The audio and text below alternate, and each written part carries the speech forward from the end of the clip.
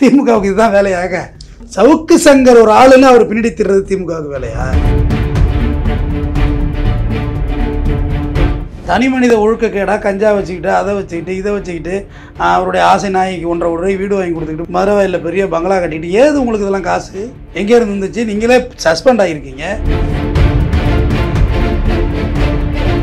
இறந்து போனவங்களை வச்சு அவர் தான் கதை சொல்லுவார். நான் இட்லி கறி சாப்பிட்டேன், ஆமக்கறி சாப்பிட்டேன், பன்னிக்கறி சாப்பிட்டேன், கழுத கறி சாப்பிட்டேன்னு. பங்காரடிகளை போய் எடுத்துட்டாப்புல.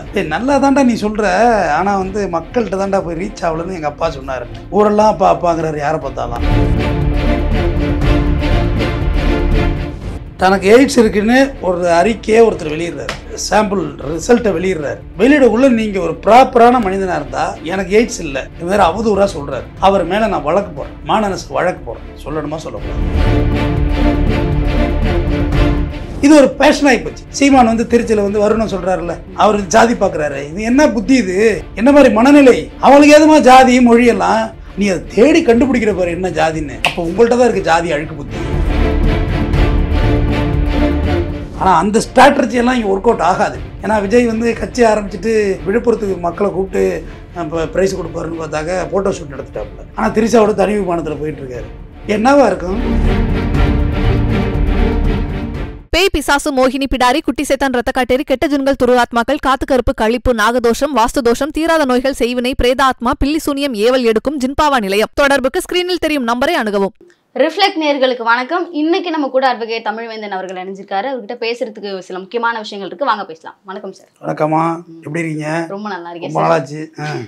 சவுக்கு சங்கர் அவர்களை மீண்டும் வந்து அரெஸ்ட் பண்ணியிருக்காங்க சென்னையில் வச்சு, தேனி போலீஸார். அப்படின்னும் பொழுது அவர் முன்னாடி ஜெயிலில் இருக்கும் போதே காரணம் வந்து திமுக அரசு தான் என்னை மீண்டும் மீண்டும் உள்ள வைக்குது அப்படின்றத சொல்லியிருந்தாரு. இப்போ திருப்பி அவர் அரெஸ்ட் பண்ணியிருக்காங்க அப்படின்னா அது காரணம் என்ன சார்? மீண்டும் மீண்டும் உள்ள வைக்கிறதுனா ஒழுங்காக இருக்கணும், வாயை மூடிட்டு ஒழுங்காக இருக்கணும். வாய்தாக்கு போகலன்னா அப்புறம் அரெஸ்ட் பண்ணாமல் என்ன செய்வாங்க? இதில் ஒன்றும் திமுக கவர்மெண்ட்டுக்கு இதில் என்ன காழ்ப்புணர்வு இருக்குது? அவர் தேனியில் கஞ்சா வழக்கு அவர் மீது இருக்கிறது, வாய்தாவுக்கு ப்ராப்பராக போகணும். அது யார் போகலனாலுமே அரெஸ்ட் பண்ண தான் செய்வாங்க. அப்படி இல்லைனா அங்கே ஒரு வக்கீல் வச்சு பெட்டிஷன் போடணும்.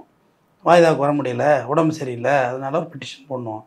எதுவும் போடலை, உடம்பு சரியில்லைன்னு சொல்கிறதுக்கும் வாய்ப்பு இல்லை. உட்காந்து டிவியில் தான் மறுபடியும் பேச ஆரம்பிச்சிட்டாரு. அப்போ அரெஸ்ட் பண்ண தான் செய்வாங்க. இதில் என்ன காழ்ப்புணர்வு இருக்குது? திமுகவுக்கு இதுதான் வேலையாக? சவுக்கு சங்கர் ஒரு ஆளுன்னு அவர் பின்னாடி திடுறது திமுகவுக்கு வேலையா? அவங்க எதை நோக்கி பயணிச்சிக்கிட்டு இருக்காங்க? தேர்தல் வேலை இருக்குது, நாட்டுக்கு நலத்திட்ட பணிகள் இருக்குது. இன்றைக்கு வரைக்கும் நலத்திட்ட பணிகள் முதல்வர் செஞ்சுக்கிட்டு இருக்காரு, துணை முதல்வர் பம்பரமாக சுற்றி வர்றாரு. மக்களோட மக்களாக அவங்க பயணிச்சுக்கிட்டு இருக்க சூழலில் வந்து இதுக்கு அவசியமே இல்லையேன்னு சொல்கிறேன். இல்லை, அவர் தொடர்ந்து திமுக வந்து விமர்சிச்சுட்டே இருக்கிறத நம்ம பார்த்துக்கிட்டே இருக்கோம். அவர் வந்து சவுக்கு மீடியா நெட்வொர்க்லேயுமே உட்காந்து திமுக அரசு தானே தொடர்ந்து விமர்சிச்சுட்டே இருக்காரு. ஸோ அது கூட ஒரு காரணமாக இருக்கலாம் இல்லையா? ஏம்மா, ரூலிங் பார்ட்டி யார் வேணும் விமர்சிக்கலாம், அது ஜனநாயக நாடு. நான் கூட தான் நரேந்திர மோடியை விமர்சிக்கிறேன், என்னை தூக்கி கொண்டு உள்ள வைக்கிறாரான்னு. அது ஜனநாயக நாட்டில் நான் சொல்கிறத சொல்லிட்டு தான் இருப்பேன். திமுக விமர்சிக்கிறது என்ன சவுக்கு சங்கர் மட்டும் தான் விமர்சிக்கிறாரா? வேறு யாரும் விமர்சிக்கல. அப்புறம் தனி மனித ஒழுக்கக்கேடா கஞ்சா வச்சுக்கிட்டு அதை வச்சுக்கிட்டு இதை வச்சுக்கிட்டு அவருடைய ஆசை நாய்க்கு 1.5 கோடி ரூபாய் வீடு வாங்கி கொடுத்துக்கிட்டு 3.5 கோடி ரூபாய் வீடு வாங்கி கொடுத்துக்கிட்டு மதுரவாயில் பெரிய பங்களா கட்டிக்கிட்டு ஏது உங்களுக்கு இதெல்லாம் காசு எங்கே இருந்து இருந்துச்சு? நீங்களே சஸ்பெண்ட் ஆகியிருக்கீங்க, உங்கள்ட்ட ஏதுமா இவ்வளோ காசு? லாஜிக் வேண்டாமா? இப்போ நான் சொல்லுவேன் ஐடி கட்டுறேன், நான் சொல்லுவேன் என்கிட்ட காசு இருக்குது, நான் விளக்கம் சொல்லுவேன். நீங்கள் சொல்லுவீங்க இப்படி காசு வந்து நான் சம்பளம் வாங்குகிறேன், இந்த அருக்கு ஐடி, இந்த அருக்கு சேலரி கட்டிட்டுன்னு. அவருக்கு ஏது இவ்வளோ காசு? எப்படி இவ்வளோ பெரிய சொத்து வரும்? எவ்வளோ பேர் விமர்சனத்துக்கு உள்ளாக்குறாரு? நான் தான் கேட்குறேன், அவருக்கு தான் அப்படி திமுக மேலே எப்படியுமே விமர்சனம் அவ்வளோ வன்மா என்னம்மா? ஏமா அவரே திமுகவுக்கு சப்போர்ட்டாக பேசின்னு தெரிஞ்சவர் தான் ஒரு காலத்தில். அவருக்கு வந்து எங்கே அது பேர் என்ன ஏற கிடைக்குதோ அங்கே பேசுவார். அப்புறம் ஏடிஎம்கே இப்போ எடப்பாடி பழனிசாமி பார்த்து மதுரை மாநாட்டோட ஸ்ட்ராட்டஜி சொல்கிறாங்க. சமீபமாக காலமான மூத்த தலைவர், காங்கிரஸ் மூத்த தலைவர் EVK இளங்கோவன் அவர்கள் வந்து அவருக்கு தொலைபேசி மூலமாக தொடர்பு கொண்டு அவர் இருக்கும்பொழுது ஒரு 40 நிமிடங்களோ 1 மணி நேரமோ, எனக்கு வந்து நிமிஷங்கள் கரெக்டாக தெரியல, கால் பண்ணி அவர்கிட்ட பேசினதாகவும் நீங்கள் தான் வந்து கரெக்டான விஷயத்தை வந்து உலகத்துக்கு எடுத்து சொல்லிட்டு இருக்கீங்க, இந்த மாதிரி வந்து அரசியலை பட்டுன்னு பேசுறதுக்கு இந்த காலத்தில் யாரும் பண்ணல, நீங்கள் தான் பண்ணுறீங்க அப்படின்னு சொல்லி அவரே சொன்னதா இவர் சொல்கிறாரு.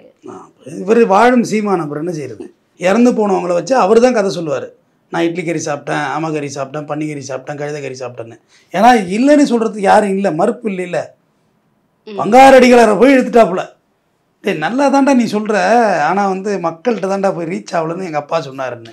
ஊரெல்லாம் அப்பா அப்பாங்கிறாரு யாரை பார்த்தாலும். ஏன்னா பங்காரடிகள் உயிரோடு இல்லைம்மா, மறுத்து சொல்கிறதுக்கு. உயிரோடு இருக்க ஒரு ஆளை சொல்ல ஒரே ஒருத்தர் அவர் வாயை துறந்து உயிரோடு இருக்கிறாங்கல்ல, எவ்வளோ பேர் இருக்கிறாங்க உயிரோட. இன்னார் சொன்னாங்கன்னு சொல்ல மாட்டார். அதே தான் இவரும் காப்பி அண்ட் பேஸ்ட். என்னென்ன நீங்களும் அதே ட்ரெஸ்ஸு, அதே டெய்லர், அதே வாடகை அப்படிம்பாரில் பார்த்திபன் வடிவேலை பார்த்து அதேமாரி அதே கதை அதே ஸ்டோரி இங்கேயும் சொல்கிறாரு. அதுக்கு என்ன பண்ண முடியும்? சவுக்கு சங்கர் மேலே தான் 1000 விமர்சனம் வைக்கிறாங்க. இப்போ முன்னாள் ஏடிஎம்கே எம்எல்ஏவா இருந்த பழக்கருப்பையா அவர்கள் கூட அவர்கிட்ட ஒரு இன்டர்வியூவில் பேசும்பொழுது சொல்கிறாரு, உங்களை மாதிரி உண்மையை வந்து வெளியே எடுத்து சொல்கிறதுக்கான ஆள் வந்து கிடையாது, உங்கள் கூட இன்டர்வியூ பண்ணுறதுக்கு நான் கொடுத்து வச்சிருக்கேன் அப்படிங்கிற விஷயத்தை அவரே வெளியே சொல்கிறாரு இல்லையா? ஐயோ உங்ககிட்ட கேமரா நீங்கள் சொல்கிறதே சொல்ல போகுது. இதில் என்னமா இருக்குது? அவரெல்லாம் நான் அவரை பழகருப்ப அண்ணனையெல்லாம் வந்து ஜீனியஸ்ன்னு நினச்சேன். ஏடிஎம்கே எம்எல்ஏ இருந்தவர், இருந்தே ஜெயலலிதாவுக்கு எதிராக பேசுகிறவருமா அவர் நான் ரொம்ப ஜீனியஸாக இருக்கேன், மதிக்கிறேன், ஐயாவுக்கு வயசு என்ன, பக்குவம் இருக்குது. அவர் போய் இவரை ஏன் புகழ்றாருன்னு தெரியல. அப்போ பழகருப்பையாவுக்கு உண்மையாக பேச தெரியாதா? இவர் தான் உண்மையெல்லாம் எடுத்து சொல்லணுமா? நீங்கள் உண்மையை பேச வேண்டியதானே? இவர் என்னம்மா உண்மை சொல்லியிருக்காரு? முதல்ல அதை சொல்லுங்கம்மா. இவர் சொன்ன உண்மையை சொல்லுங்கள். கன்னியாகுமரி பள்ளிக்கூடத்தில் காசு வாங்கினாரு நான் சொல்கிறேன், இல்லை நீங்கள் சொல்லுங்கள். அது முக்தார் கேட்டார், சவுக்கு சங்கர்னா என்ன அப்படின்னு. நான் சின்ன வயசில் சவுக்கு தோப்பில் வேலை பார்த்துட்டு இருந்தேன், பேரை கேட்டால் கதை விட்றீங்க, எவ்வளோ கதைங்க விட்ருப்பீங்கன்னார் அவர். கன்னியாகுமரி பள்ளிக்கூடத்தில் பணம் வர ஆமான்னு சொன்னாருங்க. அவர் தான் கன்னியாகுமரி பள்ளிக்கூடத்தில் தான் முதல்ல அவரோட முகத்திரை கிழிக்கப்பட்டது. அவர் அடுக்கடுக்காக சொன்ன பொய்கள். இங்கே பாருங்கள், இப்படி உட்காந்துக்கிட்டு பேப்பர் எடுத்துக்க வேண்டியது, இதெல்லாம் இவர் உதயநிதி பண்ண ஊழல், இதெல்லாம் சபரீசம் பண்ண ஊழல். கோர்ட்டுக்கு வாடா ராஜா, வந்து பதிவு பண்ணு, வழக்கு போடுன்னு தான் சொல்கிறோம். நான் ஒன்றும் இந்த முரட்டு 200 ஊப்பின்லாம் என்ன கிண்டல் பண்ணுறதுல நான் ஆள் கிடையாது. நம்ம நாட்டோட முதலமைச்சர், அப்புறம் என்ன கிரிட்டிசிசம் பண்ண வேண்டியது? ஃபிசிக்கல் கிரிட்டிசிசம் என்னன்னு நான் கேட்குறேன். நீங்கள் இங்கே பாருங்கள், ரூலிங் பார்ட்டியை பேசுகிறதுங்கிறது எளிது தான், எல்லோரும் பேசலாம். ஏன்னா அது அன்றாட அவங்க டைம் லைட்டில் இருந்துக்கிட்டே இருப்பாங்க. எதிர்கட்சியெல்லாம் ஒன்றும் இருக்காது. நீங்கள் வந்து அவர் முதல்வருக்கு வந்து உடம்பு சரியில்லை, கை ஆடுது, இதெல்லாம் எப்படி தரங்கட்ட பேச்சு இல்லை இதெல்லாம்? இப்போ சமீபமா அவருக்கு எய்ட்ஸ் இருக்கு அப்படின்னு சொல்லி வெளியே சில விஷயங்கள் கசிஞ்சது. அது வந்து நாகரிகம் கருதி சில விஷயங்களை வெளியே பேசக்கூடாது அப்படின்னு அவர் சொல்றாரு. அதை எப்படி பாக்குறீங்க? யார் சொல்றதுமா? இல்ல அவர் தான் சொல்லியிருந்தாரு, நாகரிகம் கருதி சில விஷயங்களை பேசக்கூடாது, அவன் எல்லாத்தையும் பேசுறாங்க, சவுக்கு சங்கர் அவர்கள் சொல்லியிருக்காரு. நீங்களாவே இந்த கேள்வியை கேட்டீங்க, நான் அதுக்காக பார்த்து சொல்றேன். தனக்கு எய்ட்ஸ் இருக்குன்னு ஒரு அறிக்கையை ஒருத்தர் வெளியிடுறாரு, அந்த சாம்பிள் ரிசல்ட்டை வெளியிடுறாரு. வெளியிடக்குள்ள நீங்கள் ஒரு ப்ராப்பரான மனிதனாக இருந்தால், எனக்கு எய்ட்ஸ் இல்லை வேறு அவதூறாக சொல்கிறார், அவர் மேலே நான் வழக்கு போடுறேன், மாநகராட்சி வழக்கு போடுறேன், சொல்லணுமா சொல்லக்கூடாது? இல்லை எனக்கு எய்ட்ஸ் இல்லை, எந்த அங்கீகரிக்கப்பட்ட மருத்துவமனையில் சான்று வேணும், நீங்களே சொல்லுங்கள், நான் வாங்கி தர்றேன். அதெல்லாம் உளவுத்துறை மூலமா அவங்க எடுத்துட்டாங்க அப்படின்னு சொல்றாரு இவரு. அப்போ இவருக்கு எய்ட்ஸ் இருக்கிறது ஒத்துக்கிறாரு, அப்படி தானே? நீங்கள் தான் உளவுத்துறை மூலமாக எடுத்துட்டாங்கிறீங்க. அப்போ உனக்கு ரிப்போர்ட் இருக்கிறது உண்மை. ஆமாம் எனக்கு எய்ட்ஸ் இருக்குது, இப்போ என்ன இருக்குது, ட்ரீட்மெண்ட் எடுத்துக்கிட்டு இருக்கேன்னு சொல்லிட்டு போக வேண்டியது தானே? எந்த வகையிலுமே நீங்கள் பேசுகிறது சரியே இல்லைம்மா. இன்ன வரைக்கும் இப்போ நீங்கள் கேட்டதுக்கு தான் நான் போல் சொன்னேன், நானாக வாய் எடுத்தேனா? ஆமாம் அவர் ஒரு ஹெச்ஐவி பேஷண்ட், அவரை பற்றி ஏமா என்கிட்ட கேள்வி கேட்குறேன், வேறு கேள்வி கேட்குமா அப்படின்னு சொன்னால் அவங்களுக்கு எப்படி இருக்கும்? இல்லை அவருக்கு தான் எப்படி இருக்கும்? ஒருத்தரோட நோயை பேசுகிறதுக்கு நம்ம வந்து மனிதனோட நட்பில் இருக்கோமா? கேன்சர் மாரி அதுவும் ஒரு நோய், அவ்வளோதான். அது வந்து நம்ம ஒழுக்கக்கேடான சூழ்நிலையில் வாழ்ந்ததுனால வந்துருச்சின்னு மட்டும் நீங்கள் நினைக்க வேண்டாம். அவர் போதை ஊசி போடுவார், பெத்தடன் ஊசி, அது எய்ட்ஸ் ஒன்று போட்டதை எடுத்து போட்டிருப்பார், இல்லை பல வகையில் வந்திருக்கலாம். அது அவரோட நோய் சம்மந்தப்பட்டது, அதை அவர் ஃபேஸ் பண்ணிக்க போகிறாரு. அவருக்கு தானே நோய் வந்திருக்கு, நமக்கு வரல. இல்லை அவர் பார்த்துக்கிட்டோம், மருந்து மாத்திரை வாங்கி சாப்பிட்டுக்கிட்டோம், ஊசி போட்டுக்கிட்டோம். ஆனால் முதல்வருக்கு வயசு என்ன? 70+. 70 வயசில் ஒரு மனிதர் இப்படி பம்பரமாக சுற்றி வர்றதே பெரிய விஷயம்மா. முதல்ல கண்டிப்பாக 70 வயசில் நீங்கள் ஆக்டிவாக இருக்க, முதல்ல நம்ம இருப்போமானு பேசுவோமே. 70 வயசில் ஆக்டிவாக, 70 வயசில் அவர் ஆக்டிவாக இருக்கிறார். ஆனால் அவர் வந்து 1008 பர்சனல் கிரிட்டிசிசம். வீட்டில் இருக்க லேடிஸ் எல்லாம் என்னம்மா பேச வேண்டியது இருக்குது? துர்காம்மா அக்காவெல்லாம் எதுக்கு பேசுகிறீங்க? உதயநிதி அண்ணா ஒய்ஃபெல்லாம் எதுக்கு பேசுகிறீங்க? அவங்களாம் அரசியல் இருக்காங்களான்னு கேட்குறேன். ஏன் பேசுகிறீங்க அவங்களெல்லாம்? உங்களை பேசுனாங்க, உங்களுக்கு தான் 1008 கள்ளக்காதலி இருக்குது, வீடெல்லாம் வாங்கி கொடுத்துருக்கீங்க, பேர் வரையும் சொல்லிடுவோம். அப்புறம் நான் அதுவுமே நாகரிகத்தோடு தான் நான் பேர் சொல்லாமல் இருக்கேன். எனக்கு தெரியாதா பேர் லிஸ்ட்டு தெரியாதா? அவ்வளோ டீசன்சி மெயின்டைன் பண்ணுறோம்ல, அப்போ நீங்களும் அந்த டீசன்சி என்கிட்ட மெயின்டைன் பண்ணணும். அதை எடுத்துகிட்டு எங்கள்கிட்ட மட்டும் நாகரிகத்தை எதிர்பார்க்கணும். நீங்கள் நாகரிகமாக நடந்துக்க மாட்டார் சவுக்கு சங்கர்னா அதுக்கு என்ன பண்ணுறது? இந்த கைது பண்ண திமுகவுக்கு என்ன இருக்கு? நீ வாரண்ட்டுக்கு வாய்தாவுக்கு போல உன்னை போலீஸ் தூக்குது, இது போலீஸ் நடவடிக்கை. குவாஷ் போடுங்க, ஹைகோர்ட்டில் போங்க, ஸ்டே கேளுங்க, இல்லை டிஸ்பென்ஸ் வித்து கேளுங்க போய். ஆனால் ஒரு டைமும் குறிப்பிட்ட ஒரு விஷயம் என்னன்னா, ஜெயிலுக்குள்ளே இருக்கும்பொழுது போலீஸ் தரப்புல இருந்து இவர்கிட்ட விசாரணை கேட்குற மாதிரியும், அவங்கெல்லாம் ஒரு ப்ரெஷர்னால தான் இவர்கிட்ட விசாரணை நடத்துகிற மாதிரியும் அவர் ஒரு டைம் வெளியே வரும்பொழுதும் சொல்லிக்கிட்டே இருக்காரு. போலீஸ் தரப்புலேயே வந்து ஒரு ப்ரெஷர்னால தான் என்ன அரெஸ்ட் பண்ணி வச்சிருக்காங்கிறது எனக்கே புரியுது அப்படின்னு அவர் சொல்கிறாருல்ல. என்னம்மா ப்ரெஷர் இருக்கு? திமுக அரசு வந்து ப்ரெஷர் பண்ணி தான் அவரை வந்து அரெஸ்ட் பண்ணி உள்ள வைக்க சொல்கிறாங்க அப்படின்னு சொல்லிட்டே இருக்காரு. ஏம்மா, லட்சம் பேர் மறைவாருன்னு மீம்ஸ் போடுறாங்கல்ல, அந்த லெவலில் தான் சவுக்கு சங்கரை நம்ம பார்க்குறது. இவர் என்னம்மா பண்ணிட போகிறாரு? இவரால் என்னம்மா பண்ண முடியும்? ஒரு கேஸ் போட சொல்லுங்கள் திமுக எதிராக, போடுங்கன்னு தான் சொல்கிறோம். இதுவரையிலும் ஒரே ஒரு ஊழல் வழக்கு கூட இல்லாதவர் தமிழக முதல்வர், அது தெரிஞ்சவங்க. முதல்ல ஒரே ஒரு கேஸ் கூட அவர் மேலே கிடையாது, இன்ன வரைக்கும் இல்லை. பொதுப்பணித்துறை மந்திரியாக இருந்தார், மேயராக இருந்தார், எத்தனை முறை எம்எல்ஏ இருந்திருக்கார், ஒரே ஒரு வழக்கு. துணை முதல்வராக இருந்திருக்காரு, முதலமைச்சராக இருந்திருக்காரு, ஒரே ஒரு வழக்கு. அதுதான் அவர் நேர்மை. அவருடைய இறக்க குணத்தினால தான் இவரெல்லாம் இன்னும் பேசிட்டு சுற்றுறாரு. ஜெயலலிதாவை எடுத்து பேச முடியுமா? கசைக்கு தூக்கி வெளியே வீசியிருக்காது நேரம். கற்பனை பண்ணி பாருங்கள். ஜெயலலிதா இருந்தப்போ இவ்வளோ ஊடக தர்மத்தோடு எல்லோரும் எழுதினோமா, இவ்வளோ யூடியூப்பில் பேசணுமா? சொல்லுங்கள், நீங்களே மனசாட்சி தொட்டு சொல்லுங்கள். ஜெயலலிதா வந்து யாரும் பேசலையே. அமைச்சர்களே காசை கீழே போட்டு தேடிட்டு போகிற மாதிரி தான் ஊர்ந்து தனமாக போனாங்க எல்லாம். ஆனால் இன்றைக்கி இவ்வளோ பேச முடியுதுன்னா இதுதான் ஜனநாயகம். உட்கட்சி ஜனநாயகமே இருக்குமே. திருமாவளவன் அண்ணனே வந்து திமுக விமர்சித்து பேசுகிறார், நீ என்னமா பேசுறது? ஒரு கவுன்சிலர் கூட கிடையாது. சவுக்கு சங்கர் சஸ்பெண்ட் ஆன நீ ஒழுக்க கேட்டில் இப்போ டாக்குமெண்ட் எடுத்து வித்துப்பட்டு சஸ்பெண்ட் ஆனவர். அவர் திருமாவளவன் தான் பேசியிருக்காரா இல்லையா? திமுக தோழமை சுட்டத்தில் செஞ்சிருக்காரா இல்லையா? வேல்முருகன் தோழமை சுட்டத்தில் செஞ்சிருக்காரா இல்லையா? கம்யூனிஸ்ட் தோழமை சுட்டத்தில் செஞ்சிருக்கா இல்லையா? காங்கிரஸ் தோழமை சுட்டத்தில் செஞ்சிருக்கா இல்லையா? இதுக்கு பேர் தான் டெமோக்ரஸி. கூட்டணியில் இருப்பதனால நீங்கள் வாயை மூடிட்டு போகணுங்கிற அவசியம் கிடையாது. என் மேலே உள்ள தப்பை நீங்கள் சொல்லணும். ஏன்னா இப்போ வந்து அவர் தொடர்ந்து ஒரு கடந்த 2-3 நாட்களாகவே அவருடைய யூடியூப் சேனலாக ஒரு பதிவேற்றம் செஞ்சுட்டு வந்துட்டு இருந்தது என்னன்னா, ஜேர்னலிஸ்ட் வராகி அவர்கள் வந்து அருண் ஐபிஎஸ் தான் கைது செய்து உள்ள வச்சிருக்கிறாரு அப்படிங்கிற பட்சத்தை தொடர்ந்து சொல்லிக்கிட்டே வந்துட்டு இருந்தாரு. ஒருவேளை அது இதுக்கு காரணமா இருக்குமா? வராகி அண்ணன் மேலே உள்ள வழக்கு வேறு, அது எஃப்ஐஆர் போட்டிருக்காங்க, அது வழக்கு அவர் ஃபேஸ் பண்ணிக்குவார்.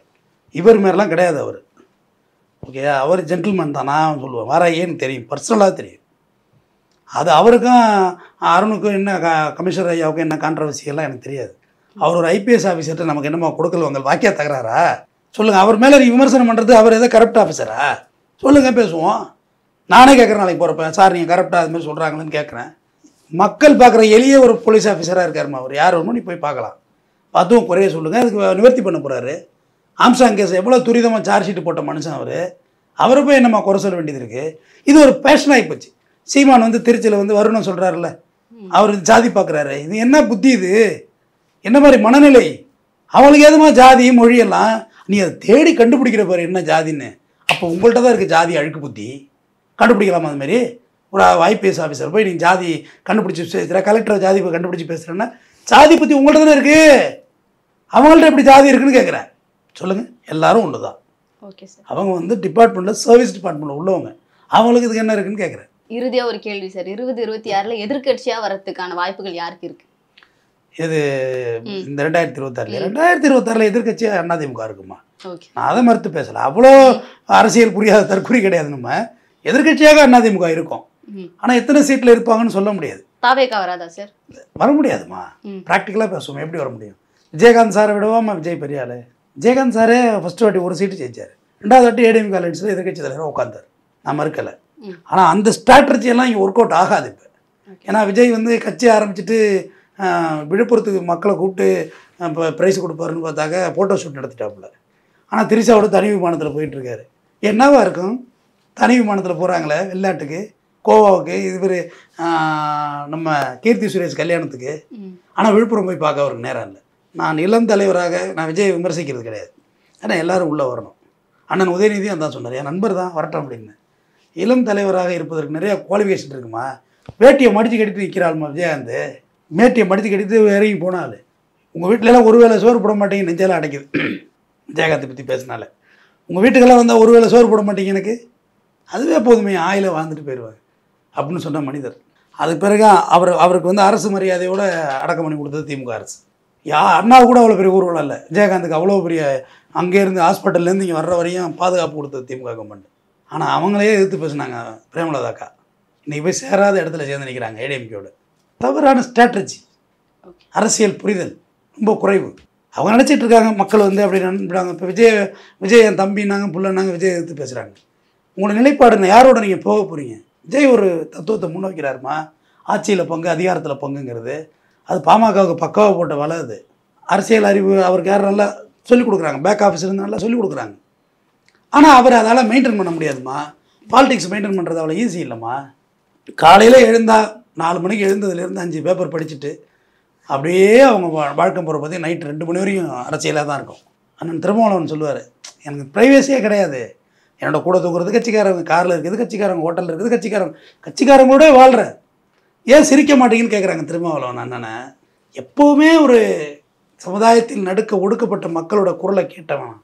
என் வீட்டை கொளுத்திட்டான், என்னை அடிச்சிட்டான், மாட்டை வெட்டிட்டான், என் வயலை எடுத்துக்கிட்டான், அவன் அப்படியே கெட்டதா, அதாவது அவங்களுடைய துன்பங்களே சொல்லியிருக்கணும். எப்படி சிரிக்க முடியும் என்னால்? சிரிக்க முடியாது அப்படின்னு சொன்னவர். அதுமாதிரி விஜய் காதலாக வாங்கியிருப்பாரா? தவறுமா. அரசியல் பண்ணலாம், ரொம்ப கரெக்டு தான். ஆனால் இப்போ வந்து அந்த இதில் போய் பயமுறுத்தினார் பாருங்க, விக்கிரமாண்டியில் எரிஞ்சியல் குழி இருக்கும்னாரு பாருங்க, பயந்து எல்லாம் ஓடிட்டாங்க. சத்தம் போடுறாரு, இவர் எமோஷனல் ஆகிறாருன்னு. அதெல்லாம் இங்கே தேவையே இல்லை. ரொம்ப மைல்டாக பேசும். விஜயகாந்த் பெரிய பேச்சாளர்லாம் கிடையாது, தெரியும் தானே. ஸ்கிரிப்டாக இருக்கா, சும்மா பேசுவார், மனசில் பட்டதை பேசுவார். நீங்கள் அத்தனை பக்கத்தில் ஸ்கிரிப்ட் வச்சு பேச வேண்டியதில்லை. விஜயாவோட வருகை மிகப்பெரிய அளவில் பயத்தை கொடுத்துருப்பது சீமானுக்கு. அந்த தம்பிகள் தான் விஜயை திட்டுறாங்க. இன்ன வரைக்கும் நான் விஜயை திட்டல தானே, என்னை அறியாமல் கூட திட்டில்லை. வரட்டும், என்ன இருக்குது, இது டெமோக்ரஸி நாடு. ஆனால் இவ்வளோ திட்டுறாரு சீமானு. நீங்கள் எப்படி வந்தீங்க உள்ள?